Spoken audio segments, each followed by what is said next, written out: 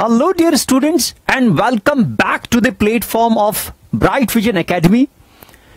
CMA Inter Group 2 paper number 9 operations management and strategic management, इसकी बात कर रहा हूं मैं. In the very first class we had discussed the content of the syllabus, the pattern of the exam and we had talked at length about all this. आज के class के अंदर हम पहली क्लास पहला टॉपिक स्टार्ट करेंगे. Operations management से मैं स्टार्ट करूंगा. ऑपरेशंस मैनेजमेंट के बाद फिर स्ट्रेटेजिक मैनेजमेंट पर आएंगे. ऑपरेशंस मैनेजमेंट 70 मार्क्स का पोर्शन है. इसके अंदर 7 स्टडी नोट हैं. आज पहले स्टडी नोट नंबर 1 से स्टार्ट करते हैं, जिसका टाइटल है ऑपरेशंस मैनेजमेंट इंट्रोडक्शन. सो बात करते हैं study note number 1. Study note number 1 की बात करते हैं. Operations management and its intro. So क्या है ये ऑपरेशंस मैनेजमेंट? देखिए, किसी भी प्रोडक्शन फैसिलिटी के पास, किसी भी प्रोडक्शन यूनिट के पास बहुत सारे इनपुट्स होते हैं, मशीनरी होती है, फैसिलिटीज होती हैं. उन इनपुट्स को, मशीनरी को, फैसिलिटीज को, टूल्स एंड इक्विपमेंट्स को इस्तेमाल करके वो कुछ गुड्स एंड सर्विसेज बनाते हैं. उसे हम पूरे रिसोर्सेज के सेटअप को ऑपरेटिंग सिस्टम कहते हैं, और वो ऑपरेटिंग सिस्टम यूज करके कुछ गुड्स एंड सर्विसेज बनाए जाते हैं.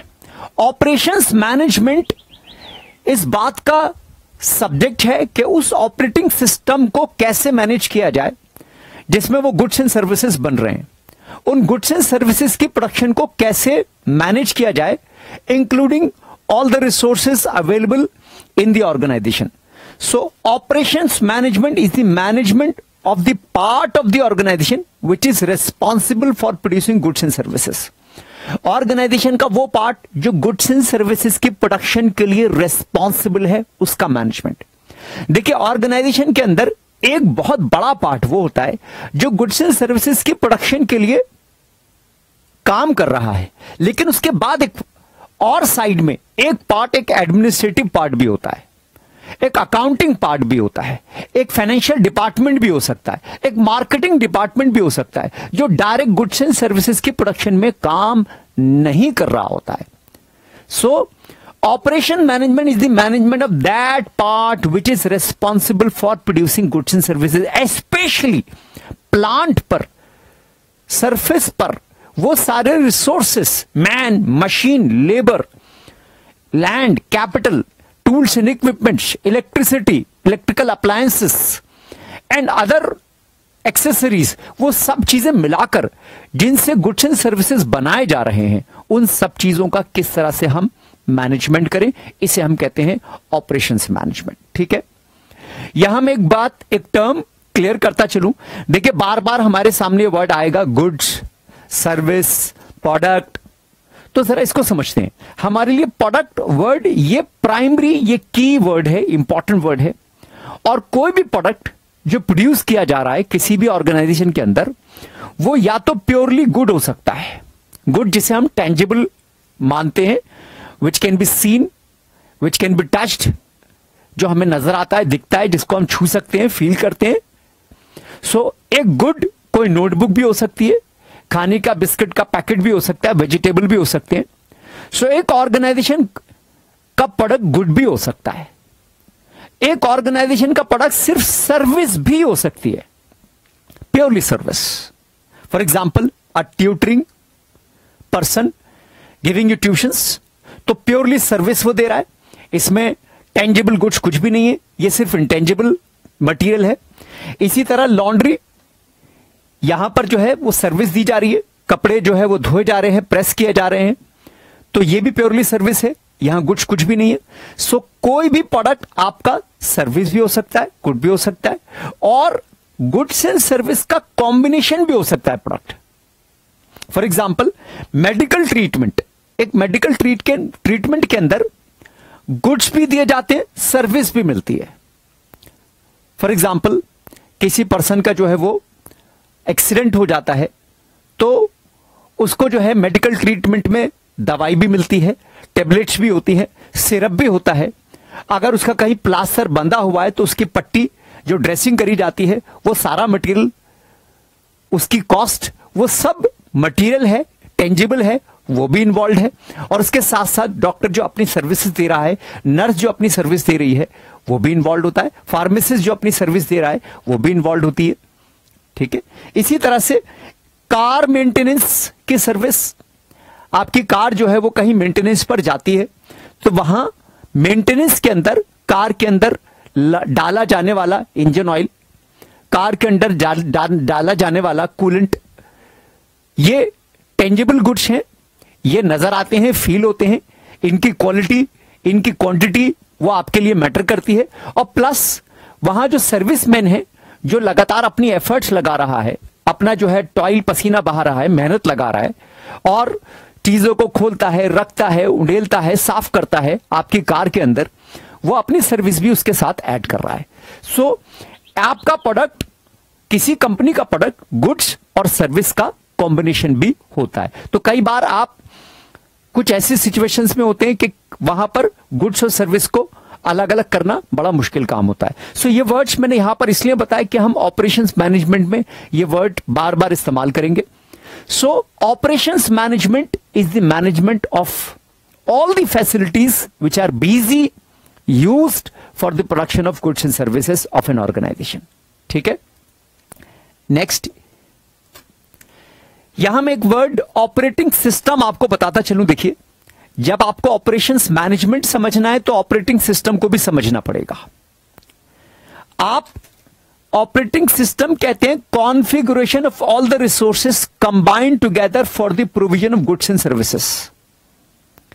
एक फैक्ट्री के अंदर, एक प्लांट के अंदर, एक मैन्युफैक्चरिंग यूनिट के अंदर, एक प्रोडक्शन हाउस के अंदर, चाहे वहां गुड्स या सर्विसेज प्रोड्यूस हो रहे हैं, वहां जो भी फैसिलिटीज अवेलेबल हैं, उनकी जो भी कॉन्फ़िगरेशंस हैं, जो उनकी सीक्वेंस है, जिस टाइप की भी वो हैं, चाहे कुछ टूल्स हो, चाहे इक्विपमेंट्स हो, चाहे हैवी, लाइट, मीडियम मशीनरी हो, उसके साथ सारी कैपिटल छोटी और बड़ी, उसके साथ मैन पावर, स्किल्ड अनस्किल्ड, वो सब मिलाकर जो रिसोर्सेज अवेलेबल होते हैं, जो कुछ गुड्स एंड सर्विसेज बना रहे होते हैं, उस पूरे सिस्टम को हम ऑपरेटिंग सिस्टम कहते हैं।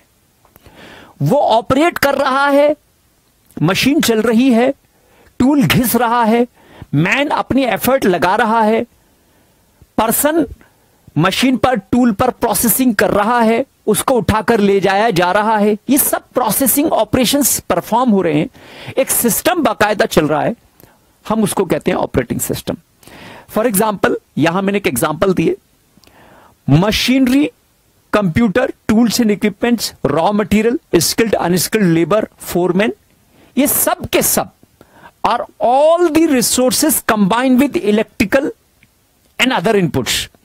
कहीं किसी फैक्ट्री में बिजली के बड़े पैनल्स, इनपुट्स लगे हुए होते हैं, वो भी, और कहीं वाईफाई लगा हुआ है, इंटरनेट का यूज है, वो भी, और कहीं अगर पानी का इस्तेमाल भी होता है फैक्ट्री के अंदर प्रोडक्शन के दौरान, तो वो भी, जितने भी इनपुट्स वो सब लगे हुए हैं, combined with computer, machinery, tools and equipments, skilled unskilled labour, ये सब के सब एक सिस्टम से बंधे हुए हैं।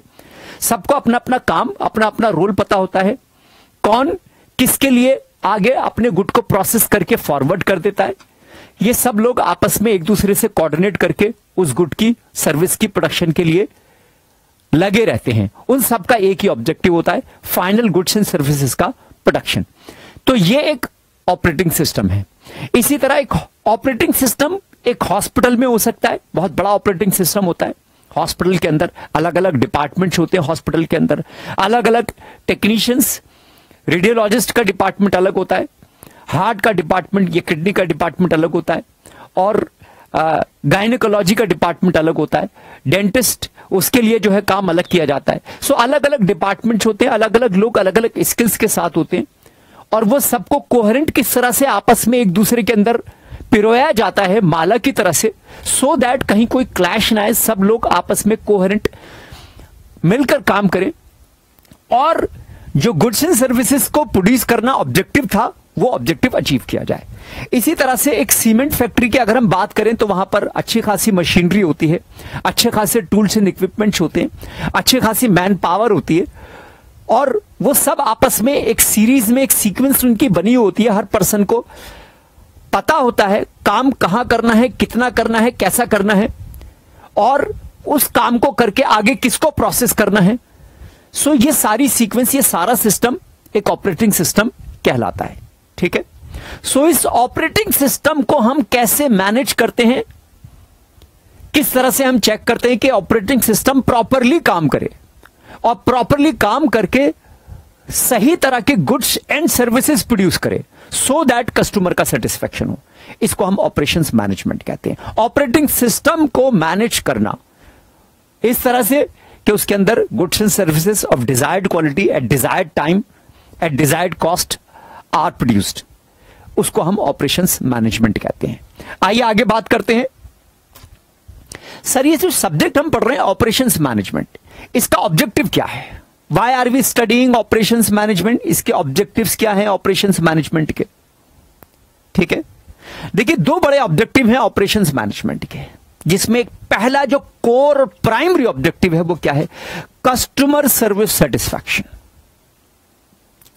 जो कुछ यहां गुड्स एंड सर्विसेज प्रोड्यूस किए जाएंगे जो कस्टमर तक जाने, वो गुड्स एंड सर्विसेज पाकर कस्टमर फुली सेटिस्फाई हो जाए, इस तरह से ऑपरेशंस को मैनेज करना है। इस तरह से यहां प्रोडक्शन प्रोडक्टिविटी को मैनेज करना है। सर कस्टमर सेटिस्फाई किन चीजों से होता है? तीन बड़ी इंपॉर्टेंट बातें हैं कस्टमर के सेटिस्फेक्शन के लिए। तीन बातें जिनका हमें ध्यान रखना होता है ऑपरेशंस मैनेजमेंट में, जिससे कस्टमर सेटिस्फाई होता है। कौन सी बात? सबसे पहले राइट थिंग, उसके पास सही चीज पहुंचे सही स्पेसिफिकेशंस के साथ।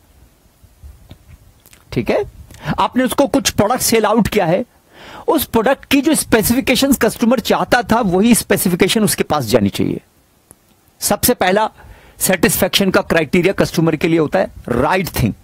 दूसरा क्राइटेरिया कस्टमर के लिए है right price, right thing at right price, यानी कॉस्ट।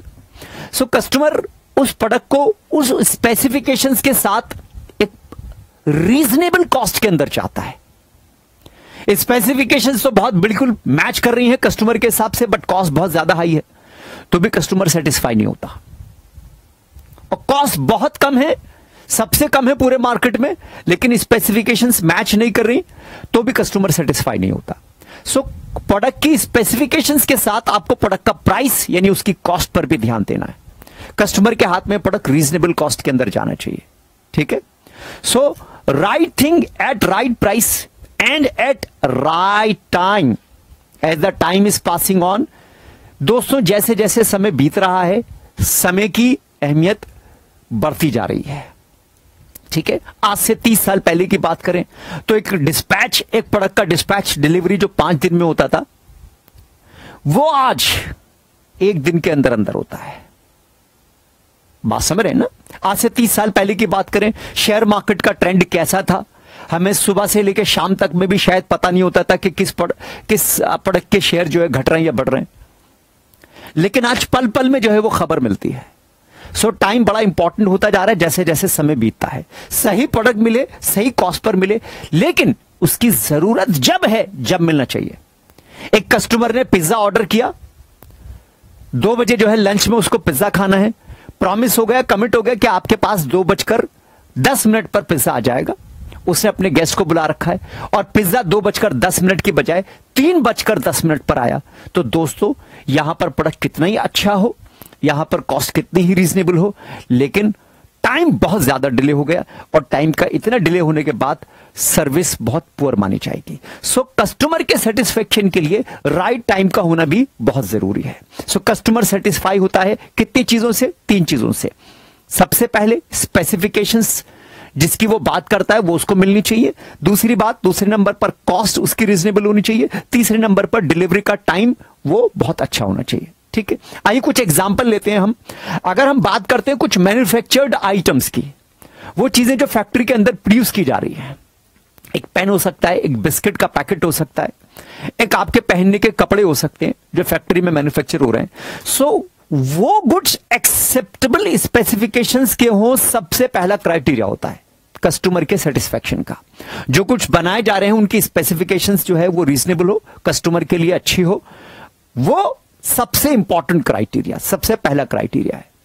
उसके बाद दूसरा क्राइटेरिया कस्टमर के सामने आता है परचेज प्राइस, कॉस्ट। जो शर्ट उसको खरीदनी है वो कितने की पड़ रही है, उसका कॉस्ट कैसी है, तो वो कितनी सस्ती कितनी महंगी है, ये बहुत मैटर करता है कस्टमर के लिए। और आज जमाना बीतने के साथ साथ लोग टाइम कॉन्शियस तो हो ही रहे, कॉस्ट कॉन्शियस भी काफी हो रहे हैं, ठीक है। और उसके बाद डिलीवरी टाइम कैसा है उसका, बात समझ रहे हैं ना। तो प्रोडक्ट जिस समय चाहिए उसको उस समय मिल जाना चाहिए। तो कंपनीज अपने प्रोडक्ट को सेंड करने के लिए, प्रोडक्ट को टाइमली डिलीवर करने के लिए अब बहुत कोशिश करती हैं और कस्टमर को यह तक बताती हैं कि आप हमारे प्रोडक्ट को डिस्पैच हो रहा है, कहां है, किस जगह है, पहुंच चुका है, आप ट्रैक कर सकते हैं, ठीक है। इसी तरह अगर हम कुछ और बात करें, सपोज कार सर्विस जिसका मैंने अभी जिक्र किया था, सो कस्टमर के लिए सबसे पहला इंपॉर्टेंट क्राइटेरिया सेटिस्फेक्शन क्या होगा, ट्रीटमेंट। आपने कार को कैसा ट्रीटमेंट दिया है, एक्सेप्टेबल स्पेसिफिकेशंस होना चाहिए। जो कार पर आपने ग्लू लगाया है, जो कार पर आपने चमक लगाई है, जिस तरह से आपने उसको वॉश किया है, वो किस तरह का ट्रीटमेंट है। जो आपने उसके अंदर वैक्यूम क्लीनिंग करी है, वो सब किस तरह का ट्रीटमेंट आपने कार को दिया है। और जो उसके अंदर आपने प्रोडक्ट डाला है, कुछ ऑयल डाला है, कुछ कूलेंट डाला है, वो किस तरह का है।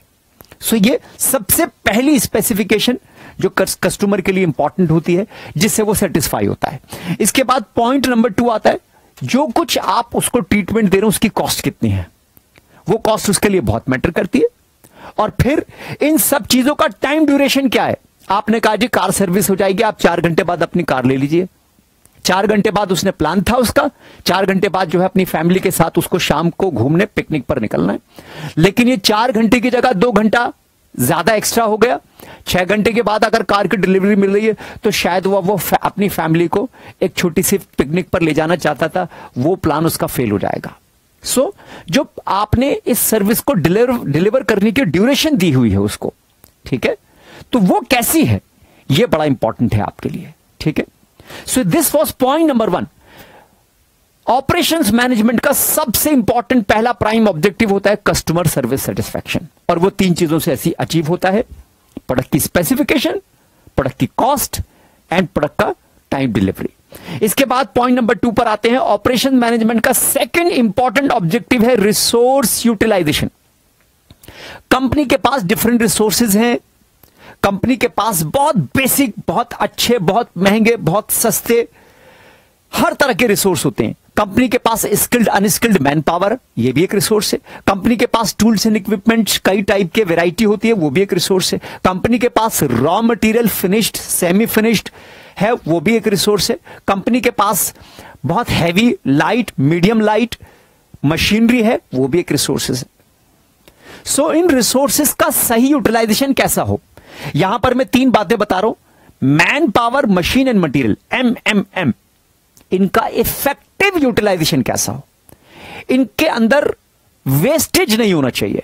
हम चाहते हैं मैक्सिमम रिजल्ट मिल जाए with minimum loss, with minimum waste, with minimum waste of material, with minimum waste of time.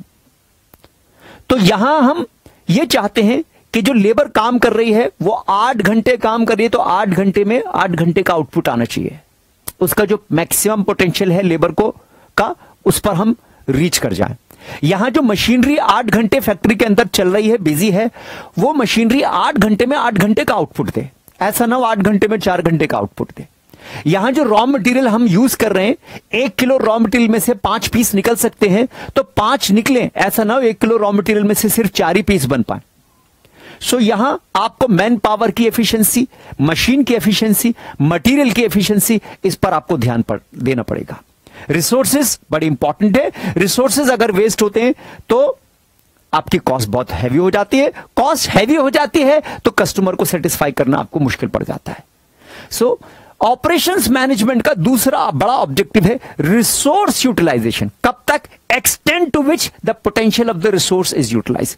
उस हद तक हमको रिसोर्स को यूटिलाइज करना है जिस हद तक रिसोर्सेस का पोटेंशियल है, मैन पावर का जो पोटेंशियल है उसको उसके पोटेंशियल तक यूटिलाइज करना है, मशीन का जो पोटेंशियल है उसको उसके पोटेंशियल तक, उसकी कैपेसिटी तक यूटिलाइज करना है, मटेरियल का जो पोटेंशियल है उसको उसके पोटेंशियल तक, उसकी कैपेसिटी तक, उसमें जितना आउटपुट निकल सकता है उतना उसे हम यूटिलाइज करेंगे। ठीक है, सो ये दो बड़े इंपॉर्टेंट ऑब्जेक्टिव्स हैं ऑपरेशन मैनेजमेंट के। आइए आगे बढ़ते हैं अगली स्क्रीन पर। So what next? सर ये ऑपरेशंस मैनेजमेंट का स्कोप क्या है? ऑपरेशंस मैनेजमेंट को पढ़कर सीख कर हम इसको कहां अप्लाई करेंगे, हमारी जॉब से कैसे ये रिलेटेड है? सो ऑपरेशंस मैनेजमेंट के स्कोप की बात करते हैं।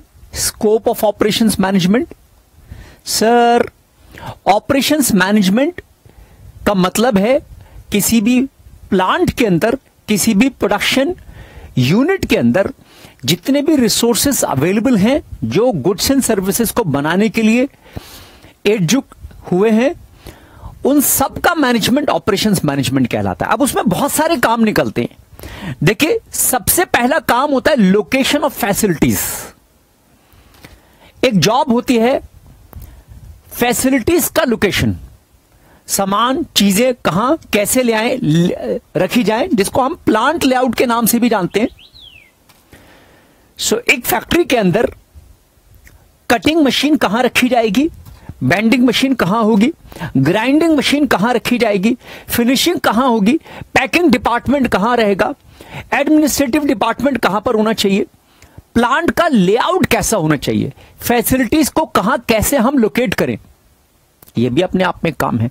और लोकेशन ऑफ फैसिलिटीज में एक चीज और भी इन्वॉल्व है। एक पर्सन एक फैक्ट्री के अंदर जॉब करता है, ऑपरेशंस मैनेजमेंट का एक्सपर्ट है, उसकी जॉब सिर्फ इसी बात को लेकर हो सकती है कि फैक्ट्री में जितने भी इनपुट्स चाहिए होते हैं उसमें से कुछ की इनपुट जो रॉ मटेरियल हो सकते हैं उनको वो लोकेट करे, उनको कैसे वहां से अपने प्लांट तक मंगवाना है, खरीदना है, वहां से पार्टी से कनेक्ट करे, परचेज करे, और इसके बीच में जो है वो ट्रांसपोर्टेशन कैसे अरेंज करनी है, कौन सी फैसिलिटी कहां पर अवेलेबल है, रॉ मटेरियल ए कहां मिलेगा, रॉ मटेरियल बी कहां मिलेगा, रॉ मटेरियल सी कहां मिलेगा, स्किल्ड वर्कर कहां मिलेंगे, अनस्किल्ड वर्कर कहां मिलेंगे, बिजली कहां से आ रही है।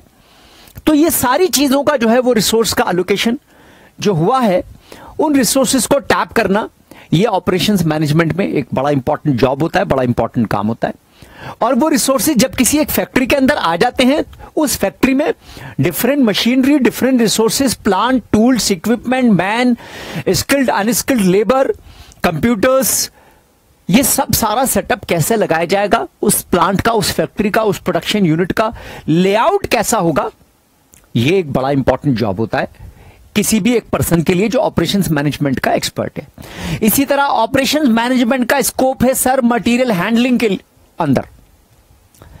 हां, देखिए, किसी भी एक प्रोड्यूसिंग यूनिट के अंदर रॉ मटेरियल और सेमी फिनिश प्रोडक्ट फैक्ट्री में कहीं ना कहीं रिवॉल्व करता रहता है। रॉ मटेरियल स्टोर हाउस से निकला, स्टोर हाउस से निकलकर मशीन ए पर गया, बी पर गया, सी पर गया, सेमी फिनिश बन गया, सेमी फिनिश होने के बाद फिर वो कहीं डी फैसिलिटी पर गया, वहां पर कुछ और प्रोसेसिंग हुई। सो इन मटेरियल्स का मूवमेंट कैसे हो रहा है और डिफरेंट मटेरियल्स को आपस में किस तरह से हैंडल करके कोइंसाइड किया जा रहा है। एक प्रोडक्ट यूनिट, एक पीस बन रहा है, एक मार्कर, एक पेन बन रहा है, इसमें कुछ रबर का कंटेंट भी है, इसमें कुछ आयरन की टिप भी है, इसमें कुछ प्लास्टिक का कैप भी है, इसमें कुछ स्टील की जो है वो क्लिप भी है। तो कहां से कौन सा मटेरियल कैसे हैंडल करना है, कैसे आएगा, कैसे उसको जो है ग्रिप करना है, किस तरह से लगाना है, किस तरह से होल्ड करना है, अपने आप में बड़ा इंपॉर्टेंट टास्क होता है मटेरियल हैंडलिंग। कई बार कुछ मटेरियल बड़े सोफिस्टिकेटेड, नाजुक होते हैं। मुझे याद आ रहा है, I was as a assistant manager for operations working for a company in Dubai. तो वहां पर ग्लास के बड़े बड़े जो है वो शीट्स हैंडल हो रही थी, और ग्लास की शीट्स को किस तरह से हैंडल किया जा रहा था। तो मैं ये देख रहा था कि यहां पर मटेरियल हैंडलिंग कितना इंपॉर्टेंट एस्पेक्ट है। ये ग्लास की मोटी शीट फैक्ट्री के बाहर से ट्रक से निकाली जाएगी, फिर किस तरह से उसको जो है एक कार्ट के अंदर उठाकर रखा जाएगा, फिर किस तरह से उसके अंदर लेबर के असिस्टेंस के साथ उसको फैक्ट्री तक लाया जाएगा, फिर उसको एक दूसरी मशीनरी के साथ मटेरियल हैंडलिंग के एक और टूल्स एंड इक्विपमेंट लगाकर उसको स्टैक किया जाएगा, रखा जाएगा। तो बड़ा नाजुक है। एक ग्लास थोड़ा सा क्रैक हुआ, इधर उधर हुआ तो काफी लॉस हो जाएगा। सो बहुत सारे मटेरियल ऐसे होते हैं जिनकी हैंडलिंग बड़ी इंपॉर्टेंट होती है और हैंडलिंग के साथ साथ अटैच होती है उनकी पैकिंग। सो मटेरियल हैंडलिंग एक इंपॉर्टेंट जॉब होती है। ऑपरेशंस मैनेजमेंट का एक्सपर्ट वहां पर एक स्कोप फील करता है मटेरियल हैंडलिंग के फील्ड के अंदर। इसी तरह से प्रोडक्ट डिजाइनिंग, एक फैक्ट्री के अंदर कोई प्रोडक्ट डिजाइन हो रहा है तो उस प्रोडक्ट की डिजाइनिंग कैसे होनी चाहिए। एक पेन डिजाइन हो रहा है तो सर पेन का डिजाइन कैसा हो। एक टाइप का पेन चलता आ रहा है, रेनॉल्ड्स का एक पेन, तो बोर हो गए लोग देखते देखते। चलो आप एक काम करते हैं, इसमें कुछ थोड़ा सा पैटर्न चेंज करते हैं, कुछ चेंज लेकर आते हैं। एक टाइप का पैटर्न चला, व्हाइट उसकी बॉडी, ब्लू उसका कैप, और चलते चलते फिर लोग बोर होने लगे। एक एक्सेप्टेंस आ गई, लोग चाहते हैं कि कई बार कुछ चीजें नई आनी चाहिए। सो सर अब नया प्रोडक्ट चाहिए। उस प्रोडक्ट को नया लॉन्च करने के लिए लोगों के फीडबैक भी लिए जाते हैं, वो क्या चाहते हैं, किस तरह के चेंजेस चाहते हैं, कैसी उनकी प्रेफरेंसेस अब धीरे धीरे चेंज हो रही हैं, और जो उनकी प्रेफरेंसेस है उनके हिसाब से प्रोडक्ट को कैसे डिजाइन करना है। ऐसा पेन होना चाहिए उसमें कोई ग्रिप भी हो, ऐसा पेन होना चाहिए उसके क्लिप थोड़ा सा ऐसे ऐसे हिल भी सके ताकि प्रॉपरली कंफर्टेबली उसको पॉकेट के अंदर लगाया जा सके। ऐसा पेन हो उसकी जो है निब स्ट्रांग हो, निब जो है वो बहुत बारीक नहीं होनी चाहिए, मीडियम टाइप की निब ज्यादा चलती है। ऐसा पेन हो, ऐसा पेन हो और ऐसा पेन हो। तो ये डिफरेंट क्वालिटीज एंड स्पेसिफिकेशंस जो है वो प्रोडक्ट के अंदर आएंगी। तो उस प्रोडक्ट की डिजाइनिंग किस शेप की हो, प्रोडक्ट का डिजाइन कैसा हो। ठीक है, एक कार नई डिजाइन की जा रही है तो कार की डिजाइनिंग अपने आप में एक बहुत बड़ी इंपॉर्टेंट फील्ड है। तो अब नया पैटर्न का डिजाइन कार का आ रहा है और हम लोग जब कोई कार लॉन्च होती है तो हम देखते हैं कि अरे इसका डिजाइन कैसा है। तो फर्स्ट इंप्रेशन किस पर जाता है, डिजाइन पर जाता है। हम उसके फीचर को देखते हैं। कोई नया फोन लॉन्च हो रहा है तो फर्स्ट इंप्रेशन उसके डिजाइन पर जाता है, कैसा फोन लॉन्च हो, उसके उसमें किस तरह से उसका जो है वो आउटलुक है। उसके बाद फिर उसके इंटरनल फीचर्स पर जाते हैं। सो किसी भी प्रोडक्ट का डिजाइन बड़ा इंपॉर्टेंट रोल प्ले करता है और प्रोडक्ट का डिजाइन ऑपरेशंस मैनेजमेंट के स्कोप का पार्ट है। इसके बाद प्रोसेस डिजाइनिंग, वो प्रोडक्ट जब बनाया जाएगा तो बनाए जाने के लिए जैसे ही रॉ मटेरियल ABCD को डिफरेंट आउटलेट से, स्टोर हाउसेस से लाया जाएगा तो रॉ मटेरियल पर क्या क्या प्रोसेसिंग होगी। उस प्रोडक्ट को लेकर क्या कहीं बेंडिंग होनी है, प्रोडक्ट को लेकर क्या कहीं उस पर कोई मार्किंग होनी है, उस प्रोडक्ट पर क्या कहीं कोई कटिंग, कोई ग्राइंडिंग होनी है, उस प्रोडक्ट को क्या हमें किसी केमिकल के अंदर डुबोकर कुछ देर तक रखना है, यह भी एक प्रोसेस हो सकता है। उस प्रोडक्ट को किन किन डिफरेंट टाइप्स की मशीन पर हम रखेंगे और किस तरह से रखेंगे, किन प्रोसेसेस से वो प्रोडक्ट पास होगा, उन प्रोसेसेस का डिजाइन कैसा हो। तो प्रोसेस डिजाइन का मतलब प्रोसेस की सीक्वेंसिंग, प्रोसेस के टाइप्स, प्रोसेस की क्वालिटी, किस तरह का प्रोसेस होना है। आपको एक ड्रिल करना है तो ड्रिल कितनी स्पीड का, कितने होल का, कितनी तेजी से या हल्के से आपको ड्रिल करना है किसी प्रोडक्ट के अंदर, ये उसके प्रोसेस का एक डिजाइन का पार्ट है। सो प्रोसेस डिजाइन एक अच्छे टेक्नीशियन, टेक्निकल एक्सपर्ट का काम होता है। ऑपरेशंस मैनेजमेंट का एक्सपर्ट अपनी फील्ड प्रोसेस डिजाइनिंग में भी फाइन कर सकता है। इसी तरह से प्रोडक्शन प्लानिंग एंड कंट्रोल, किसी फैक्ट्री का प्रोडक्शन मैनेजर वो प्रोडक्शन को कंट्रोल करता है। प्रोडक्शन मैनेजर जानता है कि फिनिश, सेमी फिनिश प्रोडक्ट कब, किस क्वालिटी के, कितने समय में बनाए जा सकते हैं। प्रोडक्शन मैनेजर जानता है कि एक साथ एक समय में 2 या 3 टाइप के प्रोडक्ट बनाए जाएंगे तो क्या हमें फैक्ट्री में चेंजेस लाने चाहिए, फोरमैन कैसे होने चाहिए, स्किल्ड अनस्किल्ड लेबर्स की क्या क्वालिटीज होने चाहिए, कौन सा प्रोडक्ट कितने टाइम ड्यूरेशन के अंदर बनेगा, टाइम स्टडी, वर्क स्टडी, ये सारा सब कुछ जो है वो प्रोडक्शन मैनेजर का इंपॉर्टेंट पार्ट होता है। प्रोडक्शन प्लानिंग प्रोडक्शन प्लानिंग यानी आप जब प्रोडक्ट बनाएंगे तो उस बनाने के लिए आपको उसका प्लान लेआउट बनाना पड़ेगा। प्लान लेआउट, प्लांट लेआउट नहीं बोल रहा, प्लान लेआउट का मतलब है आपको एक पेपर पर, स्केच पर आपको जो है वो समझना पड़ेगा कि इस प्रोडक्ट का टाइम स्टडी वो करनी है आपको, इसमें कितना समय लगेगा, क्या क्या प्रोसेसेस होंगे, इसके प्रोडक्ट के अंदर डिजाइन कैसा है, क्या फीचर्स हैं, प्रोडक्ट को काम करने के लिए कौन से स्किल्ड अनस्किल्ड लेबर चाहिए। तो इस प्रोडक्ट के डिफरेंट प्रोसेस को, डिजाइन को, मशीन को, मैन पावर को, सबको एक साथ कोहेरेंट एक माला के अंदर पिरोकर और सबको काम पर लगाना और प्रोडक्शन को कंट्रोल करना, मैनेज करना, ये एक अपने आप में बड़ा स्कोप है। एक ऑपरेशंस मैनेजमेंट का एक्सपर्ट अपना scope production planning and control के अंदर भी फाइंड कर सकता है। इसी तरह अगली बात करते हैं materials management and material handling. Sir बड़ा इंपॉर्टेंट पार्ट है मटीरियल्स मैनेजमेंट, जिसमें सेल भी आती है, परचेज भी आती है मटीरियल्स मैनेजमेंट के अंदर, और जिसके अंदर मटीरियल की टेस्टिंग भी आती है। सर आपने जो मटीरियल परचेज करा है वो देखने से ऊपर लग रहा है कि ये आयरन है। अब आयरन में तो बहुत सारे ग्रेड होते हैं, आप कैसे आइडेंटिफाई करेंगे कौन सी ग्रेड का आयरन है? Grade A, grade B, grade C, किस टाइप का आयरन है, किस टाइप की स्टील है, HSS है या कोई और स्टील है, किस तरह से आप कैसे उसकी हार्डनेस, कैसे उसकी स्ट्रेंथ आप चेक करेंगे। सो बड़ा इंपॉर्टेंट स्कोप है मटेरियल मैनेजमेंट को लेकर, किसके लिए? ऑपरेशंस मैनेजमेंट के एक्सपर्ट के लिए। इसी तरह मेंटेनेंस मैनेजमेंट, एक प्लांट के अंदर बहुत सारे टूल्स हैं, इक्विपमेंट है, मशीनरी है, एक बहुत बड़ा लेआउट होता है, हैवी मशीनरी भी होती है, लाइट मशीनरी भी होती है। सो इन सारे टूल्स एंड इक्विपमेंट और मशीनरी को आपको बार बार मेंटेन करना होता है। एक रूटीन मेंटेनेंस होती है, एक मेंटेनेंस आपकी जो है रेगुलर बेसिस की मेंटेनेंस होती है, जिसको हम प्रिवेंटिव मेंटेनेंस कहते हैं। प्रिवेंटिव मेंटेनेंस का मतलब है इसके अंदर ब्रेकडाउन ना हो जाए, इसलिए आप उसको खोल खाल कर उस मशीन की ओवरहॉलिंग करते हैं, उसको ठीक करते हैं। और फिर एक मेंटेनेंस तब होती है जब मशीन ब्रेकडाउन हो जाती है। तो एक रूटीन मेंटेनेंस, एक प्रिवेंटिव मेंटेनेंस और एक ब्रेकडाउन पर आने वाली मेंटेनेंस, इन सबको किस तरह से आप मैनेज करेंगे? ब्रेकडाउन अगर हो जाता है मशीनरी का, तो ब्रेकडाउन में बहुत हैवी कॉस्ट बेयर करनी पड़ती है फैक्ट्री को। क्यों? क्योंकि ब्रेकडाउन आपकी प्लानिंग को तोड़ देता है। ब्रेकडाउन की वजह से आपका मशीन खाली है, मैन पावर खाली है, मटेरियल आपने परचेज करा है, आपका वेयर हाउस के अंदर पड़ा हुआ है, वेयर हाउस की कॉस्ट आ रही है।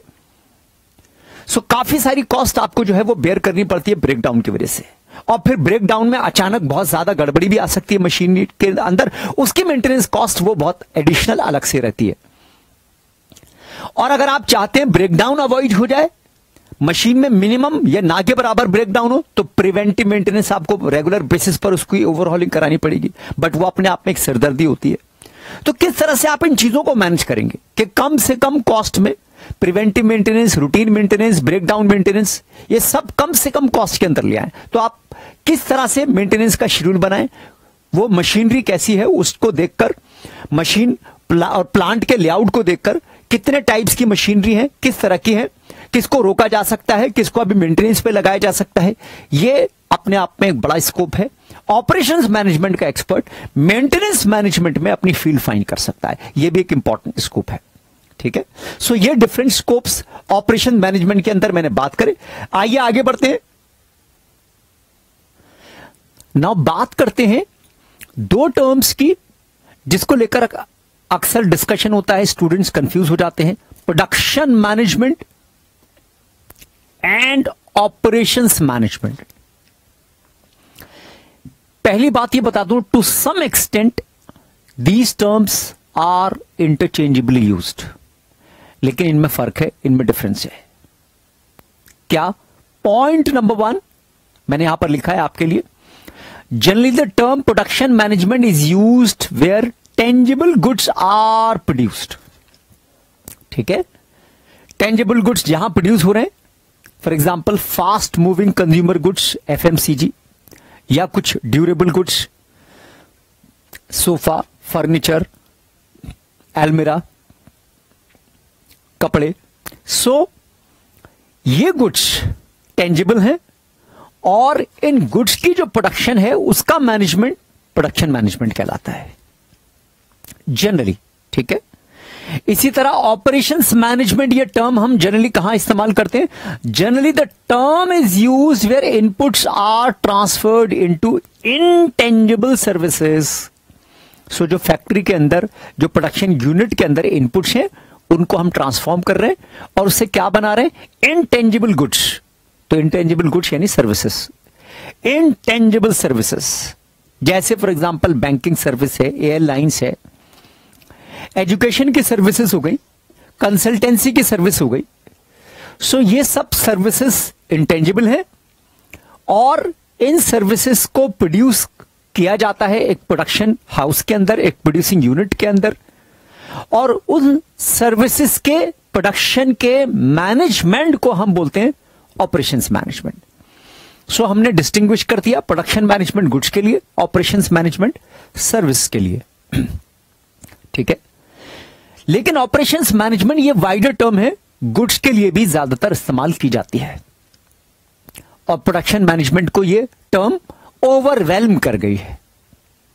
एक और डिफरेंस प्रोडक्शन और ऑपरेशंस मैनेजमेंट में क्या पाया जाता है? Point number 2, production management is the term which came into use earlier, ठीक है।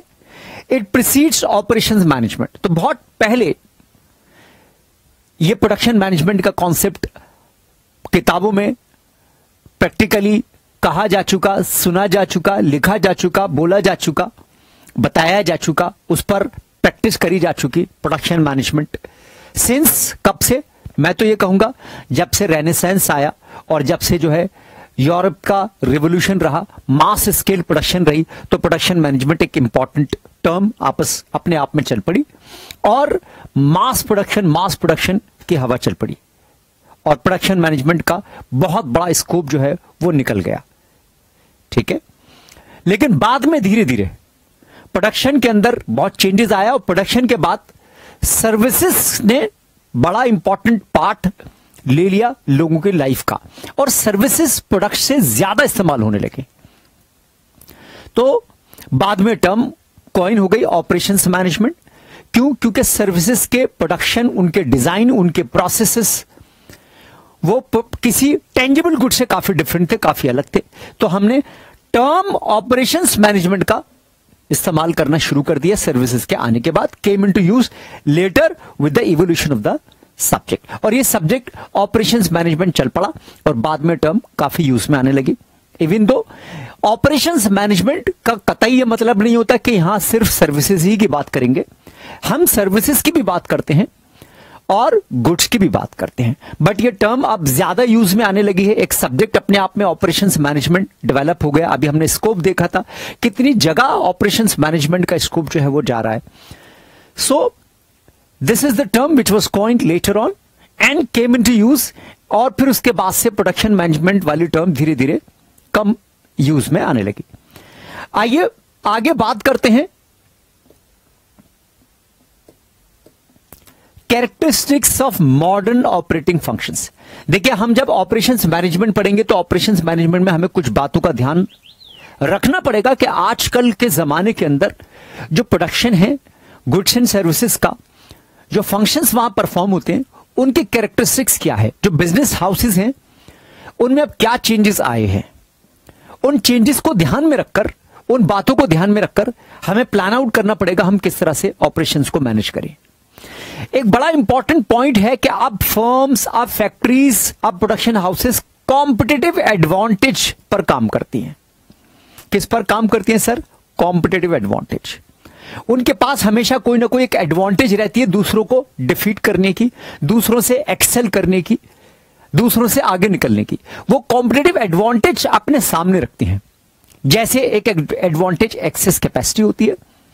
पहले होता यह था कि एक प्रोडक्शन यूनिट काम करता था, डिमांड जैसे जैसे बढ़ती थी तो प्रोडक्शन यूनिट अपने रिसोर्सेज को बढ़ाकर किसी भी तरीके से इनपुट्स को खरीदकर, हायर करके, परचेज करके और प्रोडक्ट की डिमांड को मैच करता था। लेकिन आजकल क्या होता है, आजकल फैक्ट्रीज के अंदर एक्सेस कैपेसिटी मेंटेन करी जाती है। एक्सेस कैपेसिटी का मतलब होता है जब डिमांड फ्लक्चुएट करके ऊपर जाएगी, हायर होगी, तो कोई एक्स्ट्रा प्लांट, एक्स्ट्रा मशीनरी नहीं लगानी। जो फैसिलिटीज आपके पास है उसमें एक्सेस कैपेसिटी ऑलरेडी अवेलेबल है, उसी को थोड़ा सा आपको जो है ज्यादा एक्सेस में यूज करना है और वो एक्सेस कैपेसिटी आपकी यूज हो जाएगी, आप बढ़ती हुई डिमांड को मैच कर सकते हैं। इसी तरह से टोटल क्वालिटी मैनेजमेंट, तो मैनेजमेंट के अंदर TQM, टोटल क्वालिटी मैनेजमेंट, ये एक टर्म है, बड़ी इंपॉर्टेंट है, जिसको हम डिटेल में आगे चलकर सीखेंगे भी। सो मटेरियल्स का मैनेजमेंट हो या मशीन का मैनेजमेंट हो या प्रोडक्ट का मैनेजमेंट हो या मैन पावर का मैनेजमेंट हो, सब जगह हमें क्वालिटी इंश्योर करनी है, जिसको हम टोटल क्वालिटी मैनेजमेंट कहते हैं। आजकल फर्म्स इस पर काम करती हैं। इसी तरह बिजनेस प्रोसेस री इंजीनियरिंग, एक बिजनेस फर्म काम कर रही है, वो प्लान आउट करती है और अपने प्रोडक्ट की डिमांड को फोरकास्ट करना, सेल को फोरकास्ट करना, कॉम्पिटिटिव एडवांटेज देखना, मार्केटिंग स्ट्रेटजीज बनाना, और ये इस बिजनेस प्रोसेस को बार बार री इंजीनियर कर रहा। री इंजीनियर करने का मतलब एक समय होता है कि फिर कंपनी सोचती है आओ फ्रॉम द स्क्रैच हम फिर से सोचते हैं, कुछ और हो सकता है हमें नया मिले। री इंजीनियरिंग करते हैं हम अपने काम के प्रोसेस के अंदर। हम जो काम कर रहे हैं हो सकता है हम अपने सोच के अंदाज को बदलें और हमें कुछ नया रास्ता दिखाई दे, कुछ नई दिशा हमें मिले, कुछ और काम करने का तरीका में बदलाव आए, think out of the box हम कुछ करते हैं, कुछ और री इंजीनियरिंग करते हैं। सो बिजनेस प्रोसेस री इंजीनियरिंग ये अब कॉन्सेप्ट है जो बिजनेस फर्म जिस पर काम करती हैं। फ्लेक्सिबल मैन्युफैक्चरिंग सिस्टम, FMS, बड़े लार्ज स्केल पर प्रोडक्शन होती है, फ्लेक्सिबल मैन्युफैक्चरिंग सिस्टम काम किया जाता है। और इसी तरह से जस्ट इन टाइम प्रोडक्शन, तो आजकल ये नए नए कॉन्सेप्ट जो है वो प्रोडक्शन हाउस के अंदर आ गए हैं, इनको हमें ध्यान में रखना पड़ेगा। इसी तरह से कंप्यूटर इंटीग्रेटेड मैन्युफैक्चरिंग, सो पहले मशीनरी आती थी और मशीनरी के साथ मैन पावर लगती थी और मैन पावर उस मशीनरी के साथ मिलकर जो है वो किसी पीस के प्रोडक्ट का प्रोसेस अंजाम देती थी, और उस प्रोसेस को कर फिर वो प्रोडक्ट दूसरी मशीन पर जाता था, वहां दूसरा लेबर होता था और वो लेबर और मशीन मिलकर उस पर सेकंड प्रोसेस करते थे, और इस तरह से ये प्रोडक्ट चलते चलते अपनी फिनिश स्टेज तक जाता था।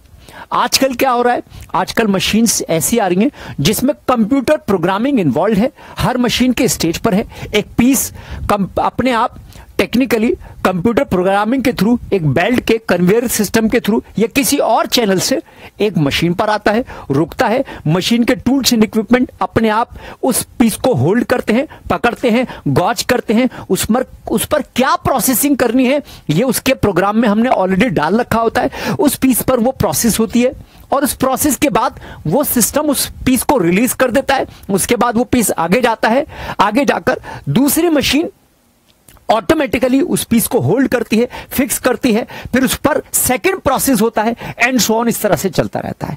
इसे हम कहते हैं कंप्यूटर इंटीग्रेटेड मैन्युफैक्चरिंग। सो अब आपको ऑपरेशंस मैनेजमेंट को अगर समझना है तो इन चीजों को ध्यान में रखना पड़ेगा। इसी तरह से वर्चुअल कॉर्पोरेशंस, देखिए आप एक बहुत बड़ा वर्चुअल वर्ल्ड क्रिएट हो गया है, ठीक है।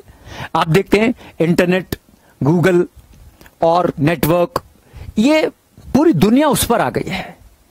क्या चीज नहीं है, आपके जो है जूते चप्पल से लेकर, आपके जो है खाने पीने कपड़ों से लेकर और आपके सर्विसेज से लेकर, क्या चीज नेट पर नहीं है, ठीक है।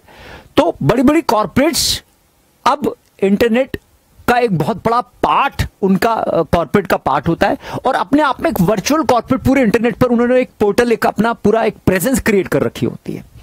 और आप सारा दिन घूम ले, एक एक चीज उसका एक एक कॉर्नर देखें कॉर्पोरेट को, पोर्टल में जाकर घूमकर यहां क्लिक करें, वहां क्लिक करें, उसमें सिस्टम में जाए, उसको पढ़ें, इसको देखें, फिर वहां गैलरी में चले जाएं, फिर उसके उस प्रोसेस में चले जाएं, फिर एक डेमो देख लें, फिर ऐसा कर लें, फिर वैसा कर लें, फिर कॉल कर लें, फिर मैसेज हो जाए। क्या पूरी कॉर्पोरेट एक वर्चुअल लेवल पर क्रिएट कर रखी होती है, वो हम सब जानते हैं। आजकल वर्चुअल वर्ल्ड का जमाना है। सो ऑपरेशंस मैनेजमेंट के सब्जेक्ट को पढ़ते समय, ऑपरेशंस मैनेजमेंट की प्रैक्टिस में आते समय हमें इन बातों का भी ध्यान रखना पड़ेगा कि अब कॉर्पोरेट्स इस लेवल की भी हैं। So this was point number 1 जो ये बता रहा है कि कॉम्पिटिटिव एडवांटेज लेकर अब कॉर्पोरेट्स आगे बढ़ते हैं। और वो कॉम्पिटिटिव एडवांटेज क्या हो सकती है, ABCDEF इन पॉइंट्स के थ्रू मैंने आपको समझाया, ठीक है। आई होप आपको क्लियर हो गया। इसके बाद पॉइंट नंबर 2 बताता है कि आप देखिए कॉर्पोरेट सर्विस ओरिएंटेड है, उनका नेचर कैसा है, सर्विस ओरिएंटेशन उनका नेचर है। और इसके साथ साथ सर्विस ओरिएंटेशन का एक और मीनिंग भी है। देखिए जैसे जैसे वर्ल्ड एडवांस हो रहा है, हमारे लाइफ के अंदर सर्विस का कंट्रीब्यूशन बढ़ रहा है, सर्विसेज बढ़ती जा रही हैं, प्रोडक्ट बढ़ रहे हैं, बट उससे कई तेजी से सर्विसेज बढ़ रही हैं। आप देखिए पिछले 20 सालों के अंदर इंफॉर्मेशन टेक्नोलॉजी कम्युनिकेशन में कितना जबरदस्त चेंज आ गया। ये क्या है? सर्विस सेक्टर ही तो है। आप देखिए, आप अभी मैंने आपको बताया वर्चुअल लेवल पर छोटी से छोटी एक फर्म और बड़ी से बड़ी एक कॉर्पोरेट जो है वो काम कर रही होती हैं और ऑनलाइन ही अपने कस्टमर्स को वो सर्व कर रही होती हैं। सर्विस सेक्टर ही तो है, ठीक है। सो बहुत बड़ा सर्विस सेक्टर। आज देखिए बैंकिंग, जो 20 साल पहले किसी बैंक के ब्रांच के अंदर एक भीड़ होती थी, आज वो कहां है? आज आप अपने मोबाइल से बैंकिंग सिस्टम कर रहे होते हैं, अपने मोबाइल को के थ्रू जो है अपने अकाउंट्स को ऑपरेट कर रहे होते हैं। सो अब सर्विसेज का रोल बहुत ज्यादा बढ़ गया है। इनटेंजिबल और पेरिशेबल होती है सर्विसेज, इस बात को आपको ध्यान में रखना है। ये गुड्स की तरह से नहीं होती। इन्हें आप छू सकते हैं? नहीं सर। इन्हें देख सकते हैं? नहीं सर।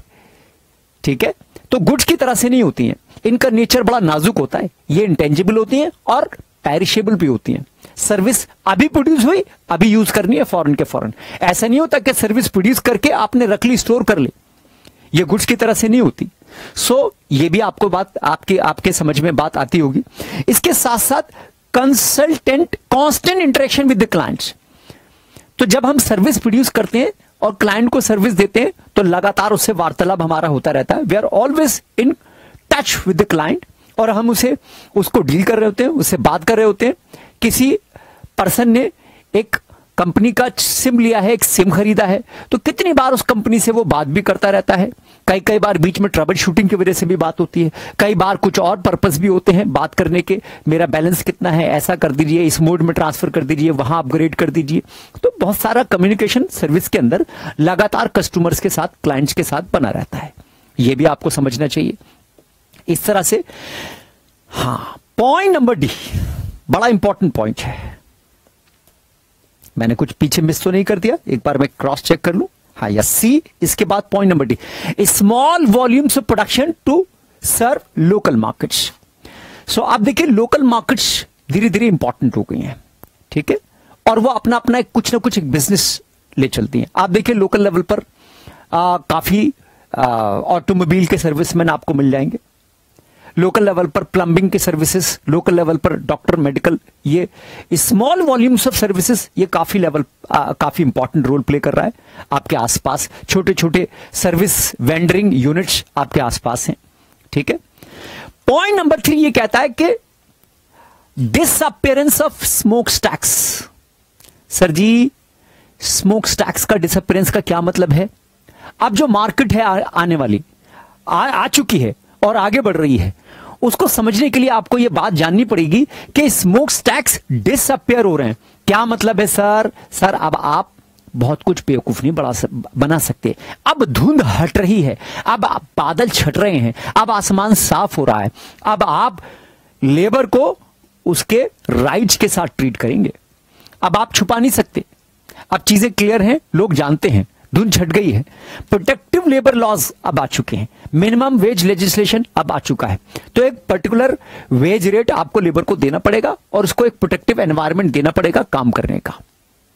इसी तरह से point number B, environmental protection. धुंध हट गई है। कंट्रीज, लोग, ऑर्गेनाइजेशंस ये समझते हैं कि एनवायरनमेंट का साफ रहना, स्वच्छ रहना हम सबके लिए जरूरी है। हमारे आसपास हवा, पानी, पहाड़, दरिया, जमीन ये सब पोल्यूटेड हैं। इनको पोल्यूशन फ्री रखना है, इनके अंदर से पोल्यूशन हटाना है और पोल्यूशन कम से कम जाना नहीं चाहिए। हमारी फैक्ट्रीज, हमारे प्रोडक्शन यूनिट इनको पोल्यूट ना करें। चालान हो सकता है सर। अब ऐसी चीजें आ गई हैं। तो स्मोक, धुंध हट गई है। अब आप पहले वाले जमाने के अंदर नहीं है कि ठीक है कोई नहीं पूछने वाला आपको। सो अब चीजें क्लियर हो गई हैं, आसमान साफ हो गया है।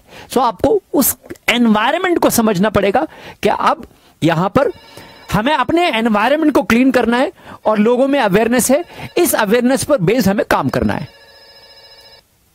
सो बिजनेस एनवायरनमेंट के अंदर अब एनवायरमेंटल प्रोटेक्शन की भी बात होती है। तो हमें एनवायरनमेंट को भी प्रोटेक्ट करना है, इसकी भी जो है हमें देखरेख करनी है। यह भी अब एक इंपॉर्टेंट पार्ट हो गया है ऑर्गेनाइजेशंस का। इसके साथ साथ अब ऑर्गेनाइजेशंस कैसी हैं सर? Knowledge based. आप गूगल उठाकर देखिए, मटेरियल भरा पड़ा है। एक टॉपिक डाल दीजिए आप, एक टॉपिक डालेंगे, सैकड़ों वेबसाइट, सैकड़ों कंटेंट, सैकड़ों उससे रिलेटेड पेजेस, फोटोज, वीडियोस आपके सामने खुल जाएंगी। सो अब लोग नॉलेज बेस्ड हैं। अब बहुत सारी कंसल्टेंसी फर्म्स चल रही हैं जो सिर्फ नॉलेज ही बांट रही हैं।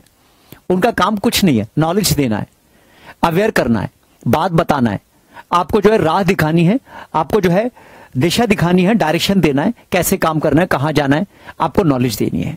सो आप अगर इंडस्ट्रियल ऑपरेशंस के एक्सपर्ट बन रहे हो तो आपको ये बात ध्यान में रखनी है कि अब नॉलेज एरा है, ठीक है। इसके साथ साथ work places are homes away from homes. Sir ji बहुत ऑर्गेनाइजेशंस, मैंने यहां कुछ नाम लिखे, Asea, Brown Boveri, ABB, Larsen Toubro, Smith and Kline, और भी बहुत सारी ये ऐसी ऑर्गेनाइजेशंस हैं कि जब आप यहां पर पहुंचकर काम करते हैं, अपने घर से आते हैं, घर से ऑफिस आते हैं, ऑफिस में आप काम करने आते हैं, लेकिन ऐसा लगता है आप घर से निकले और दूसरे घर में आ गए। वहां क्या क्या फैसिलिटीज नहीं होती। वहां आपके लिए जो है time to time swimming pool भी है, आप जाइए, एंजॉय करिए, आप टेबल टेनिस खेलिए, आप खाना खाइए, आप जब मन करे कॉफी पीजिए, निकालिए रखिए, आप बिलियर्ड्स खेलिए, पोलो खेलिए।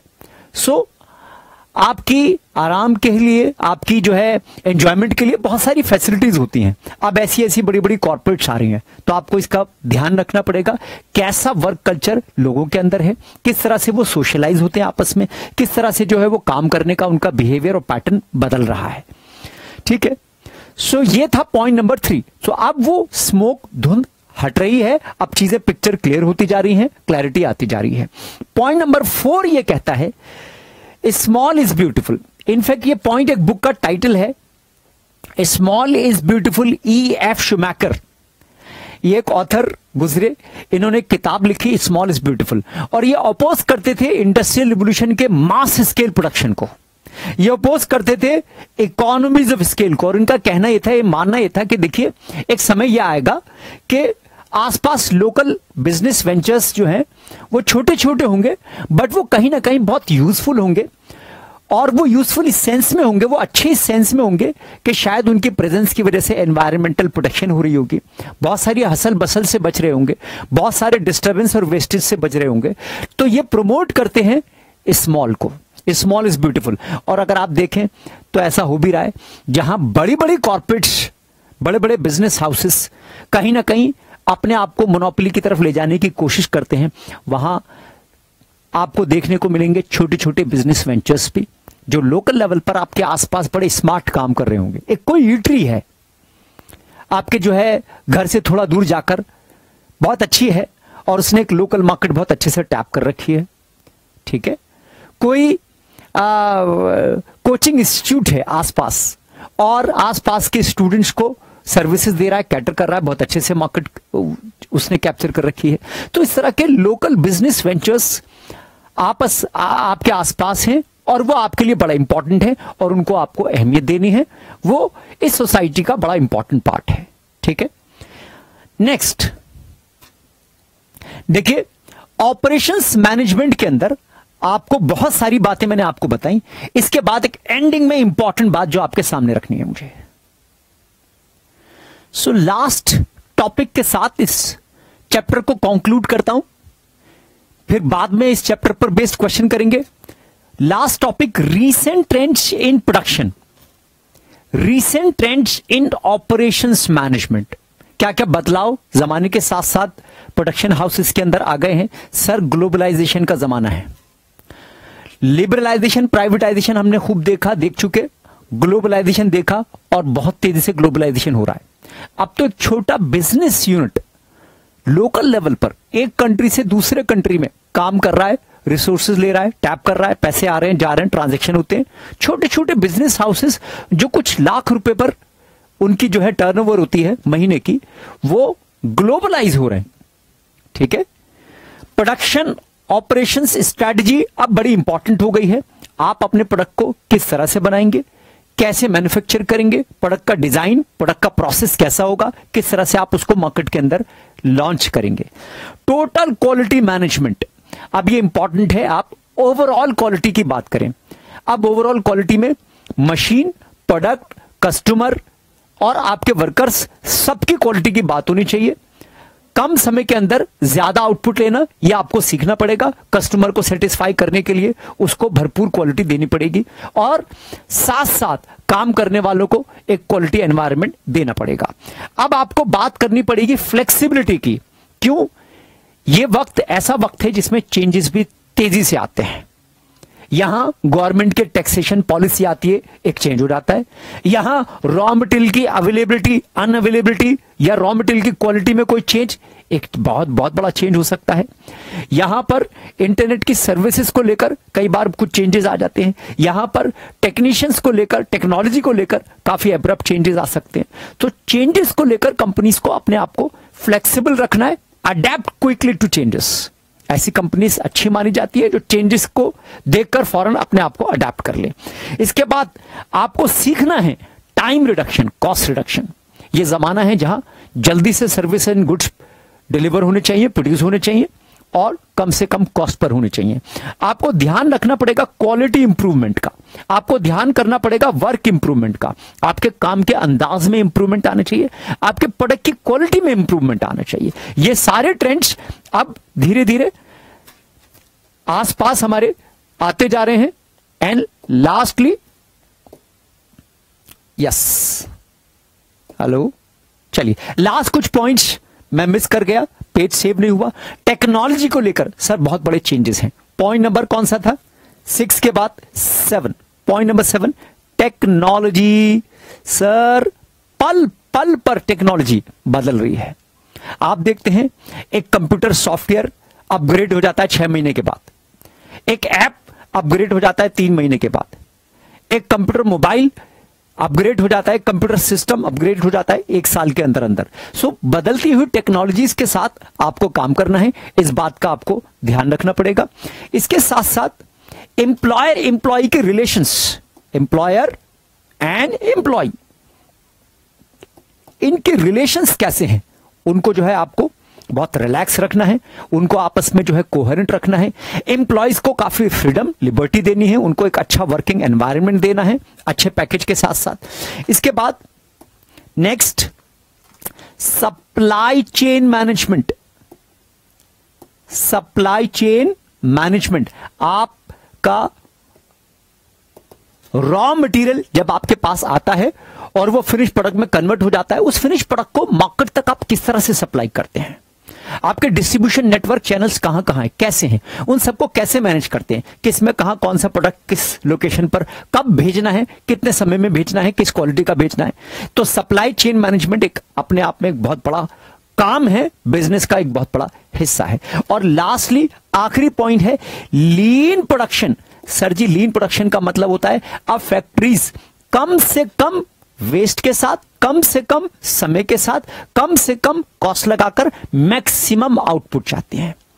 अब चाहते हैं वो मैन पावर भी कम यूज हो, मटेरियल भी कम यूज हो, मशीनरी भी कम यूज हो, और मैन, मशीन, मटेरियल तीनों एफिशिएंटली यूज हो और मैक्सिमम आउटपुट हमें मिल जाए।